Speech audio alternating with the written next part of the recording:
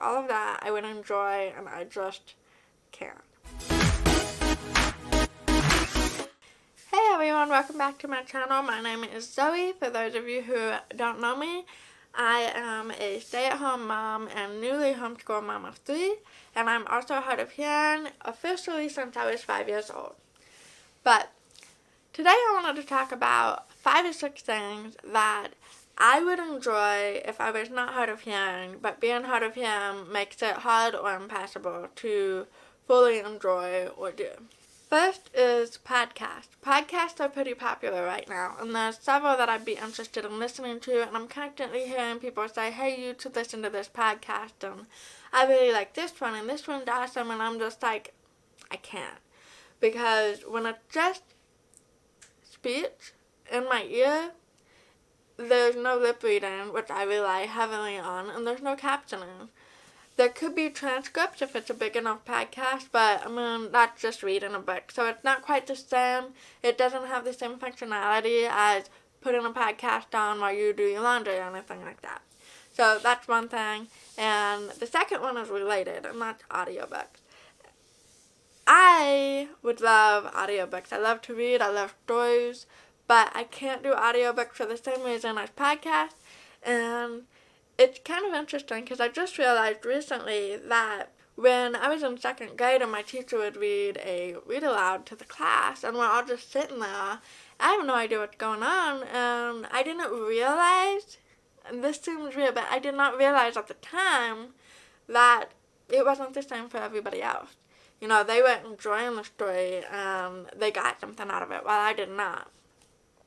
It's the same way with audiobooks. My family can enjoy them, but I don't. Because I can't. Really wish I could, but I can't. Sometimes I still put an audiobook on for my kids in the car because we either listen to music or they just play and talk amongst themselves, or we listen to an audiobook. Well, number 3 is related, and it is car rides. I would enjoy car rides so much more if I wasn't hard of hearing. And this is because, 1, it's hard to lip read in the car. 2, I can't turn around and talk to my kids. Sometimes they might be talking and I wouldn't even know. And I can't participate in things like audiobooks. So car rides would be a lot more fun and a lot more useful. Like, you can use your time better if you can hear, because you could have quality conversations with your kids or joke with your kids or just any of that. Number 4 is a little different, and that is meeting new people. I would love meeting new people if I wasn't hard of hearing.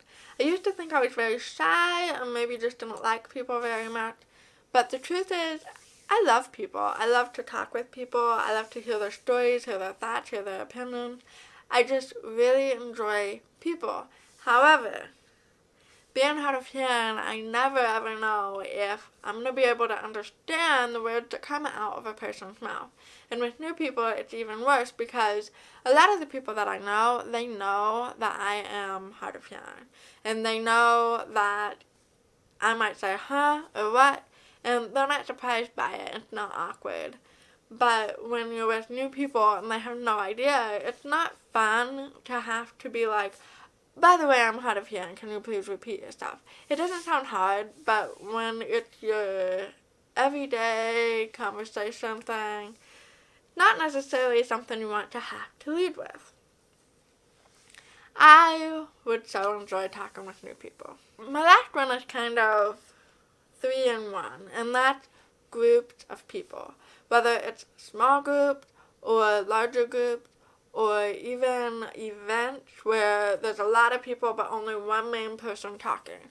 And with small groups, it's hard to follow between person to person with the lip reading and following the sound and figuring out what they say. It's really hard to come up with a response on time because especially when you're with hearing people, they tend to talk over each other. So by the time one has almost finished talking, the other one's already starting, and I don't even have time to fully process what was said so I can participate in the conversation. So it ends up being a lot of listening, which is fine, but not a lot of response, and it doesn't fully represent me as a person and my personality. With larger groups of people, it's very hard to follow, and there's a lot of listening fatigue because you get so focused on what is going on, jumping from person to person and trying to follow it. I honestly, a lot of the time, I end up zoning out so that I'm just not even paying attention because I physically can't take it anymore. Like I said before with meeting new people, I love talking to people and having conversations, and I really wish that I could keep up with that and enjoy it and it not be so much work for me. And on the event side of things, microphones don't cut it. Like, hearing loss, for most, I would say, is not just about volume. It's about tone. It's about everything involved with it, and it's not as simple as making things louder. So even with a microphone, it just doesn't do the trick. And maybe the microphone is covering their mouth and I can't see, or I'm so far away I can't see their face anyways, and just the whole thing. Talking with people, events, listening to people talk, all of that I would enjoy, and I just can't. So I don't mean to make it all negative, but these are things that have been on my mind lately. They're a part of my daily life, and I think they probably want to occur to a lot of people. So this is me spreading some awareness, if you will. So please, if you know someone who is deaf and hard of hearing and you spend time with them, find out what accommodations would help them and do that. Don't make assumptions about what they need or what they want. And as always, caption your content. Please. It's 2021 and it's time to be fully accessible. So I hope you all have a nice night, and I will see you next time. Bye.